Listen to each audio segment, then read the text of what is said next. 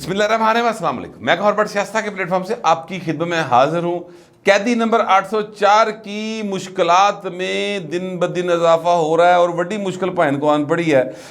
वो क्या है, इसके बारे में आपके साथ मैं तफसील से बात करता हूँ। मामला ये है कि इस वक्त इमरान अहमद खान नियाजी, जिनको कैदी नंबर 804 का बिल्ला लगाया हुआ था, अब तो वैसे बिल्ला हटाते हैं क्योंकि उनकी सज़ा मुअत्तल हो गई है और इस वक्त वो कैदी के तौर पर नहीं है, हवालाती के तौर पर अंदर हैं। उनके ऊपर कई मुकदमात हैं, दर्जनों मुकदमात हैं जिनमें उनकी ज़मानतें कैंसिल हो चुकी हैं और अभी जिस केस का सामना वो कर रहे हैं उनमें उनको एक दफ़ा फिर सज़ा का सामना है, इसलिए कि वो साइफर वाला केस है और साइफर वाले केस के अंदर पाइन चीज़ें जो हैं वो ओपन एंड शट हैं। बल्कि मैं आपको ये बात मेरा ख्याल बता चुका हूँ कि असद उमर साहब ने ऑफर की है कि भाई मैंने तुम वादा माफ गवा बना लो, मैं 164 के बयान देने तैयार हाँ, जाके दसन तैयार हाँ कि इमरान खान ने किस तरीके के साथ ये सारी साजिश रचाई थी। मैं तो भाई बड़ा मासूम हाँ, मैं तो कहता रहा कि इस तरह की बातें ना करें, लेकिन खास अब बाज नहीं आए और जो हैं वो फिर मुल्क के ख़िलाफ़ साजिश कर दी। तो ये एक मामला जो है वो साइड बाय साइड चलता चला जा रहा है। अच्छा, मैं आपसे गुजारिश करूँ कि ये जो इमरान खान है ना, इन्होंने किसी ने बना के नहीं रखी। होता है इंसान जो है ना, उसकी किसी एक के साथ लड़ाई हुई होती है, बाकी एक दो दिन नाल ना वो बना लेता है। वो कहता है यार एक भलवान नाल लड़ाई होगी ना, समझदार आदमी जो होता है ना वो महल्ले सारे ना नहीं बिगाड़ता, वो एक अद्धे ना बिगाड़ता, बस बाकिया ना बना के रखता है। क्यों? कल को अगर कोई रोला रप्पा बनता है कि पंचायत ही बह जाती है, कि सामने कोई सुनमुखी करनी पै जाती है, तो जे किसी नाल सुलह होएगी तो कोई छुड़ान भी आएगा ना, वरना दे भाएं ने सारे लगे पै गए तो आप जितने मर्जी तगड़े हो सर अगले ढा लेंगे, भावें ज़्यादा भलवान हो तुसी। तो इमरान खान साहब के साथ ये हुआ है, इन्होंने फ़ौज के साथ बिगाड़ी, इन्होंने जनाब अदलिया के साथ बिगाड़ी, इन्होंने नवाज शरीफ के साथ बिगाड़ी, इन्होंने जरदारी साहब के साथ बिगाड़ी, इन्होंने मौलाना के साथ बिगाड़ी, इन्होंने हर उस शख्स के साथ बिगाड़ ली जो पाकिस्तान के अंदर मैटर करता था। और इनका ये ख्याल था कि ये खलनायक फिल्म चल रही है और मैं नायक नहीं खलनायक हूँ, मैं वाला गाना गा रहा हूँ इस वक्त संजय दत्त की तरह, और उसके बाद होगा ये कि जनाब मैं अदालत जो है वो मुझे कहेगी कि चलो मुंडा बिगड़ गया, असी खैर ही कोई गल नहीं, एवं 6 महीने सजा दे के ना ये 6 महीने अंदर रख के छड़ता जाएगा। ऐसा नहीं होता ना, ऐसा होना ये रियल लाइफ है। इसके अंदर सर बाकायदा तौर पे रियल जेल है। कैदी नंबर 804 है, चीका मार मार कहता है कि मेरे बाथरूम की दीवार ऊपर कर दें, हैं जी जज साहब है देखो कैमरा लगा आ जाए। तो इनको पता नहीं क्या गलत फहमी थी कि ये फ़ौज के ऊपर चढ़ दौड़े। इन्होंने बाकायदा तौर पर पाकिस्तान की सिक्योरिटी के अदारे के ऊपर हमला किया, यानी बाकायदा हमला करवाया और फिर उसका एतराफ़ किया। सुप्रीम कोर्ट में भी किया, इस्लामाबाद हाई कोर्ट में भी किया। जब दोनों जज साहबान ने कहा कि आपको इसकी मजम्मत करनी चाहिए, वो चीफ जस्टिस जो थे उमर अता बंदयाल साहब गुड्डू सी वाले, उन्होंने कहा सर आपको इसकी मजम्मत करनी चाहिए, तो कहता है कि मुझे क्या पता क्या हुआ बाहर। फिर उससे अगले दिन जब इस्लामाबाद हाई कोर्ट में गए तो इस्लामाबाद हाई कोर्ट के जज ने भी कहा, हालांकि उन्हें ज़मानत ली थी, उनने शायद जस्टिस मियाँ गुल हसन साहब की अदालत थी, मेरा ख्याल है शायद, अगर मैं गलत नहीं हूँ तो उनसे कहते हैं कि जनाब उन्होंने कहा सर आपको इसकी मजम्मत करनी चाहिए, तो कहना मुझे अगर दोबारा गिरफ्तार करेंगे तो इससे डबल रिएक्शन दूंगा। यानी वो ये कह रहा है, वो तस्लीम कर रहा है कि यह काम मेरा है, तो भाइन की बचत जो है ना वो किसी पासे नहीं। अब इन्होंने सिर्फ जस्टिस उमर अता बंदयाल के ऊपर पूरी की पूरी अपनी जो है वो कहानी फिट की हुई थी, या उनके ग्रुप के ऊपर। अब उनके ग्रुप में उमर अता बंदयाल साहब के बाद तो चीफ जस्टिस ज़ाहिर है जो बने हैं उनके लिए तो बहुत ज़्यादा रिगार्ड पूरी कौम के दिल में है।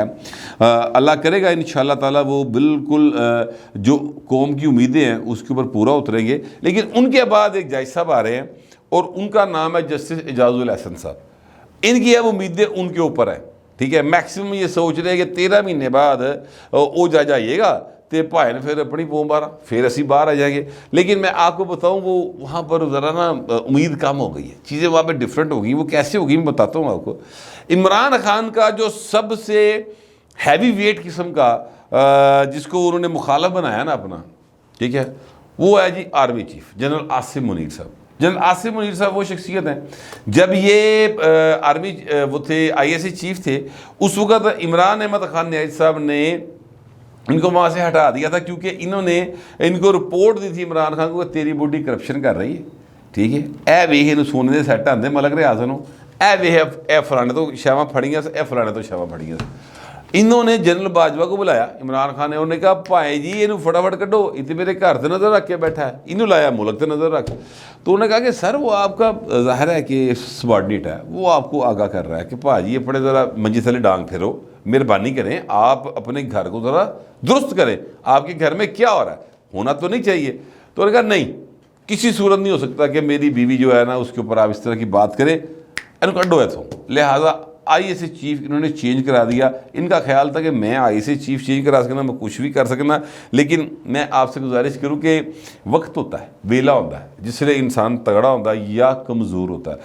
उस वक्त इन नवे नवे सर ते ज़रा तगड़े सर, बाय द टाइम फिर कमज़ोर होना शुरू हुए, तो इतने कमज़ोर हो चुके हैं कि अब वो उधर पड़े हैं सर अटक जेल के अंदर, और तरले पाते हैं कि मैंने देसी कुकड़ का शोरबा पिया दो, ठीक है, भावे पंजियां का पिया दो। ये हालत है इस वक्त इमरान खान की। बाहर मैं आपसे गुजारिश करूं कि इमरान खान साहब जो हैं उनके साथ जनरल आसिम मुनीर की लड़ाई का आगाज़ या नफ़रत का आगाज़ यहाँ से हुआ था, ठीक है।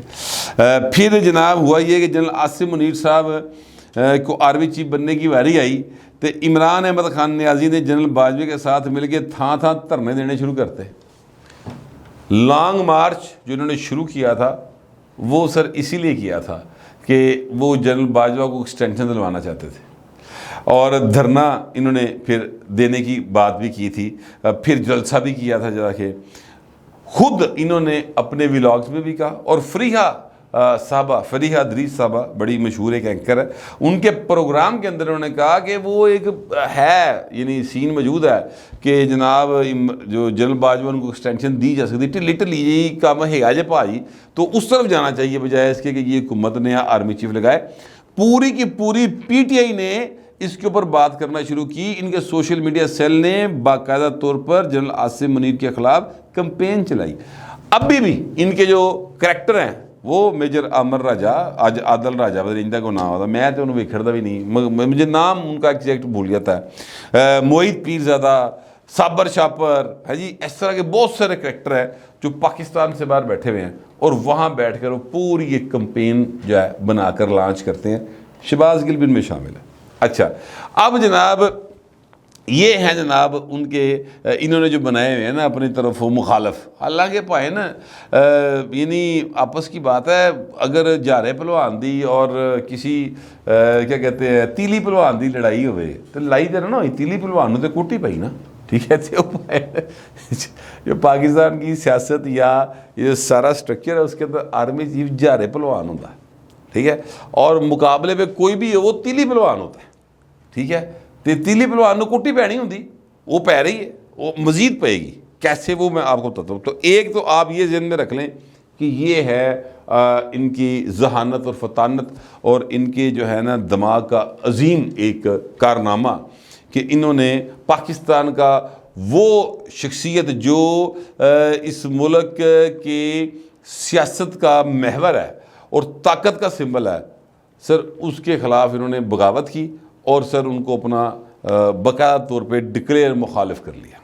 एक बात, दूसरी बात आ जाए, दूसरे सर शख्सियत है जनाब इज़्ज़त माब चीफ जस्टिस ऑफ पाकिस्तान।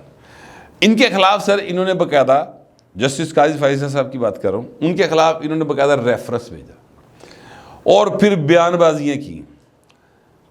वो उस वक़्त अपनी बेगम के साथ अपनी इनोसेंस का केस लड़ रहे थे और बड़ी जिदारी के साथ, बड़े हौसले के साथ, बड़े इत्मीनान के साथ, बड़े सब्र के साथ और बड़े मुदल्लल अंदाज में उन्होंने अपना केस लड़ा मियाँ बीवी ने, और ख़ुद को अपने मुखालफों की अदालत में इनोसेंट साबित किया सर, ठीक है। आज वो चीफ जस्टिस ऑफ पाकिस्तान है।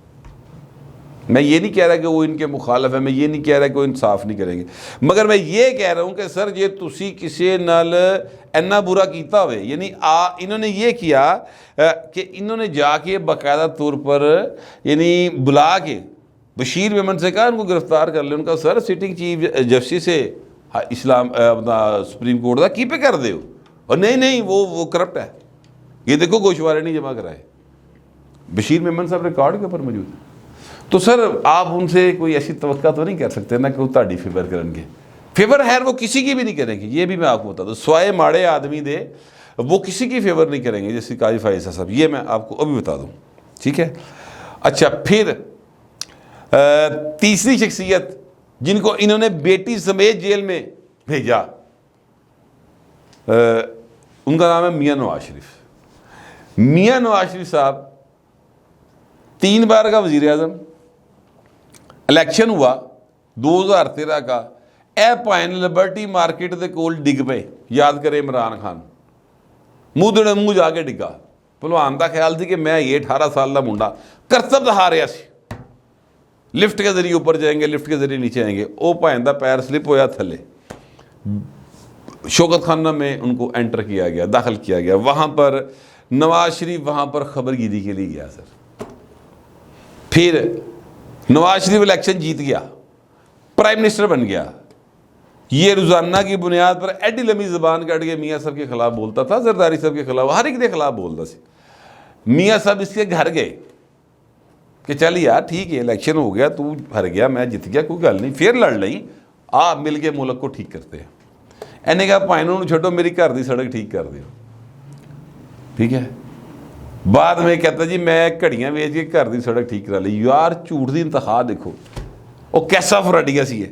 बहरहाल जनाब फिर हुआ ये कि मियाँ साहब ने एक सड़क ठीक करा दी। इसकी जो बात कर रहा हूँ, इसका सबूत और गवाह जिंदा सलामत मौजूद है। अल्लाह ताला उनको हयात रखे और सेहत दे के रखे। मैं जवेद हाशमी साहब की बात कर रहा हूँ, पूछ लो जिदा राबता उन्होंने को, वो रिकॉर्ड के ऊपर मौजूद है। फिर जनाब ये दोबारा शुरू हुआ और इसने धरने दिए, मियाँ साहब के खिलाफ बोलना शुरू किया। फाइनली इन्होंने नवाज शरीफ को नाहल करवाया, उनसे उनकी पार्टी छीनी, उनको बेटी समेत जेल में कैद करवा दिया।